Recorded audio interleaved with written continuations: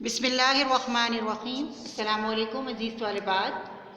آج ہمارا اردو کا لیکچر نمبر 18 ہے، جس میں ہم آج قاعدہ نمبر 8 پڑھیں گے، جو آپ کی کتاب اقرا اردو کے صفحہ نمبر 28 پر موجود ہے۔ اپنی کتاب کا صفحہ نمبر 28 کھول لیجئے۔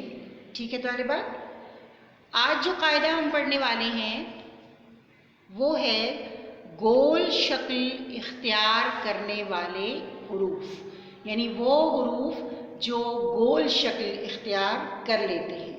اب وہ کون کون سے حروف ہیں؟ وہ ہیں کاف اور گاف۔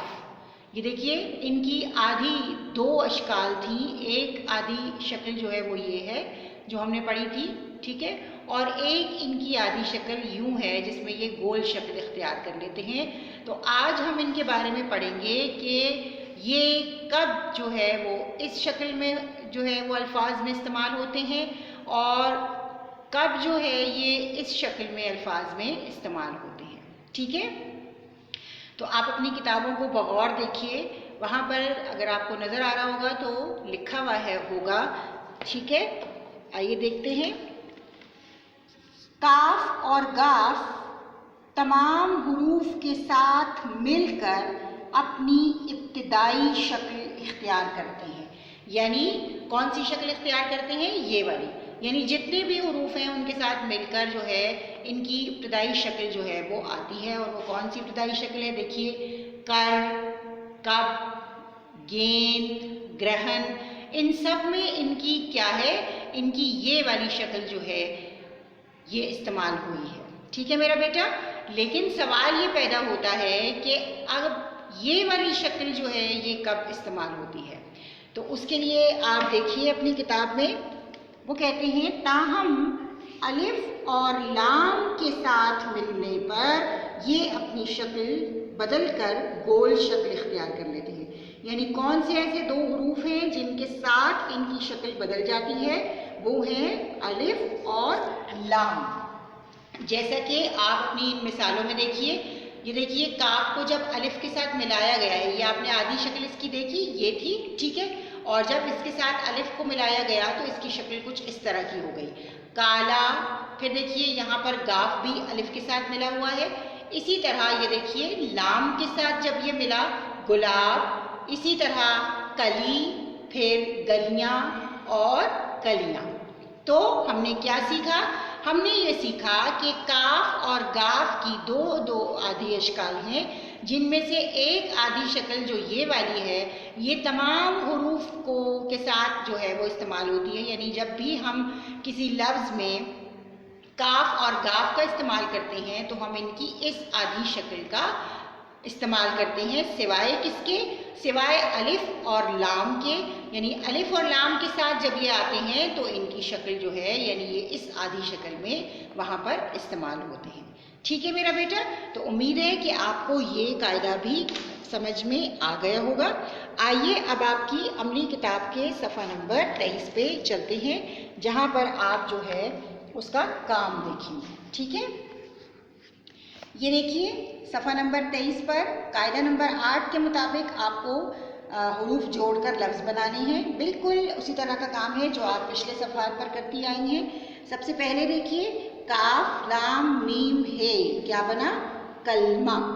ٹھیک ہے، کیا لفظ بنا ہے؟ یہ کلمہ۔ یہ دیکھیے، اسی طرح دوسرا لفظ آپ کا کیا بنے گا؟ کاف الف غین زال، کیا بنا؟ کاغذ۔ یہ دیکھیے یہاں پر لام کے ساتھ ملا تو اس کی گول شکل ہو گئی، اسی طرح یہاں پر الف کے ساتھ ملا تو اس کی شکل گول ہو گئی ہے۔ پھر ہے گاف لام دال الف نون، کیا لفظ بنا؟ گلدان۔ ٹھیک ہے، پھر اس کے بعد ہے گاف الف ڑ الف، کیا بنا؟ گاڑھا۔ صحیح ہے میرا بیٹا؟ اسی طرح آپ باقی تمام حروف کو جوڑ کر بھی ان سے بننے والے الفاظ کو یہاں پر لکھ لیجیے گا۔ ٹھیک ہے، اور یہ آپ کا صفحہ نمبر 23 کا کام جو ہے یہ مکمل ہو جائے گا۔ اس طرح طالبات الحمدللہ ہم نے تمام جو قاعدے ہیں وہ پڑھ لیے ہیں۔ آئیے ہم دوبارہ سے ایک بار ان تمام قاعدوں کا اعادہ کر لیتے ہیں۔ قاعدہ نمبر 1 میں ہم نے پڑھا تھا کہ بے کے خاندان نون اور یہ کے بعد اگر لفظ جیم کے خاندان کا کوئی حرف یا میم اور یہ میں سے کوئی حرف آ جائے تو یہ اپنی ابتدائی شکل اختیار کرنے کے بجائے ڈنڈی نما، یعنی دیکھیں آپ کو ان مثالوں میں جیسے نظر آ رہا ہے، ڈنڈی نما شکل جو ہے وہ اختیار کر لیتے ہیں۔ قاعدہ نمبر 2 میں ہم نے پڑھا تھا کہ ایسے دال، ڈال اور زال جو ہیں یہ وہ حروف ہیں جو بالکل اپنی شکل جو ہے وہ تبدیل کر لیتے ہیں۔ کب تبدیل کر لیتے ہیں؟ جب ان سے پہلے کوئی حرف آتا ہے تو یہ اس وقت جو ہے یہ اپنی شکل تبدیل کر کے کون سی شکل اختیار کر لیتے ہیں؟ یہ رے کی شکل اختیار کر لیتے ہیں۔ اس کے بعد قاعدہ نمبر 3 میں ہم نے پڑھا تھا کہ سین اور شین کے 3 دندانے ہوتے ہیں اور جب بھی یہ کسی حرف کے ساتھ شروع میں یا درمیان میں آتے ہیں تو یا آخر میں آتے ہیں ان کے شوشے یا دندانے 3 ہی ہوتے ہیں، لیکن جب ان کے بعد رے، اڑے، زے اور یہ میں سے کوئی لفظ آ جائے، کوئی حرف آ جائے تو پھر ان کی شکل جو ہے وہ ٹیڑھی ایک سیڑھی کی طرح جو ہے وہ ہو جاتی ہے، جیسے آپ کو یہ مثال میں نظر آ رہا ہے۔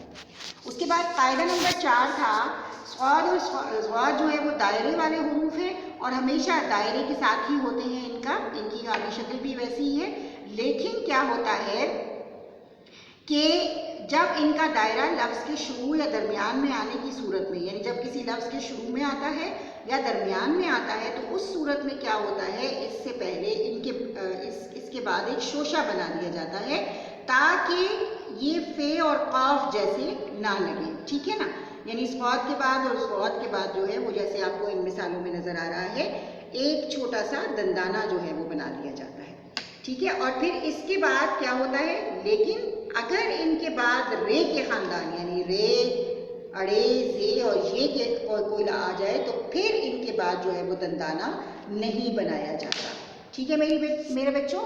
اب آگے ہم دیکھتے ہیں قاعدہ نمبر 5۔ قاعدہ نمبر 5 ہمارا تھا کہ لفظ کے شروع یا آخر میں اپنی اصل شکل برقرار، یعنی کون سے ایسے حروف ہیں جو ہمیشہ اپنی اصل شکل میں لکھے جاتے ہیں، وہ ہیں توئے، زوئے اور واؤ، یہ کسی بھی حالت میں اپنی اصل شکل جو ہے وہ تبدیل نہیں کرتے۔ قاعدہ نمبر 6 تھا عین اور غین۔ عین اور غین اگر کسی لفظ کے شروع میں آئیں یا آخر میں الگ سے لکھے جائیں تو یہ اپنی ابتدائی یعنی لفظ کے شروع اور آخر میں ان کی ابتدائی یا اصل شکل اختیار ہوتی ہے۔ آپ کو یہ یاد ہوگا کہ ہم نے پڑھا تھا کہ جو حروف تہجی ہیں وہ اکثر الفاظ کے آخر میں اپنی اصل شکل جو ہے وہ برقرار رکھتے ہیں، ٹھیک ہے، یعنی وہ ہمیشہ اپنی اصل شکل میں لکھے جاتے ہیں۔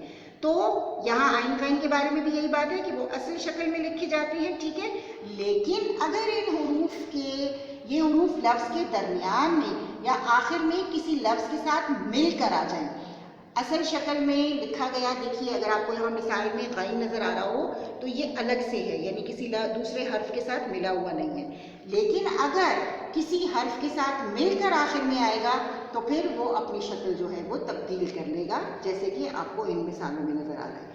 قاعدہ نمبر 7 میں ہم نے کہا تھا ایک جیسی شکل، فے اور قاف جو ہے وہ ایک جیسی شکل والی ہیں، چاہے یہ شروع میں آئیں، آخر میں آئیں یا درمیان میں آئیں، یہ ہمیشہ ان کی شکل جو ہے وہ ایک جیسی ہوتی ہے دونوں کی، آخر میں مکمل یعنی اپنی اصل شکل میں آتے ہیں، جبکہ درمیان میں اور شروع میں آدھی شکل کی صورت میں استعمال ہوتے ہیں۔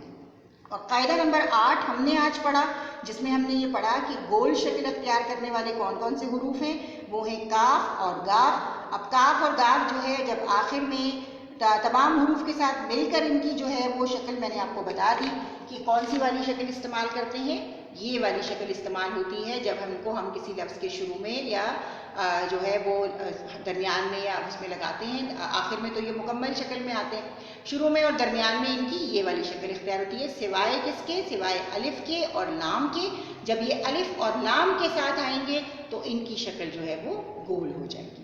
تو اس طرح بیٹے یہ وہ 8 قاعدے ہیں جو ہم نے تحریر کے حوالے سے جو ہے وہ پڑھے ہیں۔ امید ہے کہ آپ کو یہ بہت اچھے سے سمجھ میں آ گئے ہوں گے۔ انشاءاللہ اگلی کلاس میں ہم جو ہے اقرا خوشخطی کا کام جو ہے وہ کریں گے۔ تب تک کے لیے اپنی معلمہ کو اجازت دیجیے۔ فی امان اللہ۔